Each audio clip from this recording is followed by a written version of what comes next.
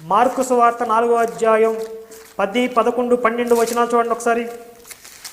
పాపక్షమాపణ దేనివల్ల కలుగుతుందని చెప్పాడు? యేసు స్వయంగా చెప్పాడు. మీ దొంగ బోధకుల మాటలు మీరు నమ్మకండి క్రైస్తవులారా, యేసు చెప్పిన మాటలు నమ్మండి.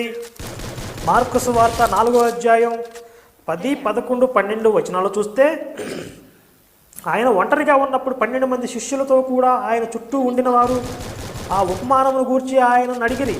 అందుకు ఆయన, దేవుని రాజ్య మర్మము తెలుసుకొనట మీకు అనుగ్రహింపబడి ఉన్నది, కానీ వెలుపల నుండి వారు ఒకవేళ దేవుని వైపు తిరిగి పాపక్షమాపణ పొందుదురని వారు చూచుటకైతే చూచియు కనుగొనకును, వినుటకైతే వినియు గ్రహింపకయు ఉండుటకును అన్నియు ఉపమాన రీతిగా వారికి బోధింపబడుచున్నవని వారితో చెప్పాను.